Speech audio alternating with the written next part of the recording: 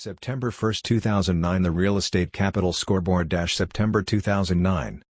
Chicago, Illinois, September 1, 2009. Declining property values, prices reset, investment yield boundaries for all types of income-producing properties.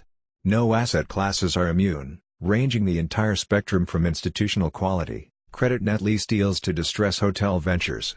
With limited exceptions, new construction developments grind to a halt as investors rethink risk/reward because of ever-eroding market fundamentals. The DeFi takes front stage among lenders with legacy loans, whereby debt terms are defensively renegotiated. All parties try to avoid foreclosures as long as the collateral is reasonably maintained at occupancy levels within the given submarket. DeFi loan sizing is further outlined as follows. Other than senior housing in select markets, few properties see any rental growth. Protecting existing cash flow remains a top priority in contrast to any increases. Pro forma projections are reviewed downward, as owners expect stable or declining rents/occupancies. For instance, multifamily properties with rental decreases of 3% or more are underwritten and trended downward versus trailing operating history figures.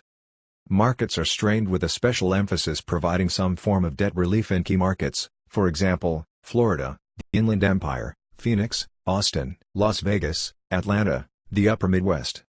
Voluntary conversion of debt to partial equity is offered as an additional solution to eroding debt balances, increasing 2% or more on vacancy rates for apartments. Roll-in of the prepayment penalty deemed to be a cash-out, defined as an optional cost to better their financing, hardlined by FNMA-small penalty, for example, 2%, not a big issue if a couple of 2% on LTV but not 75% to 80% jump, for instance. Standard provisions include lengthening amortization schedules and loan term, offering interest-only payments, reducing, or removing, non-monetary default provisions such as debt service coverage and loan-to-value covenants and partial forgiveness of debt. The Real Estate Capital Institute's advisory board member, Harold Skip Harry, laments, "The volume of foreclosures and restructuring leads me to believe the end is not in sight for at least 1 to perhaps 2 years." Skip suggests, defensive investment tactics are the norm rather than the exception until more trades occur and properties are marked to market based on current conditions.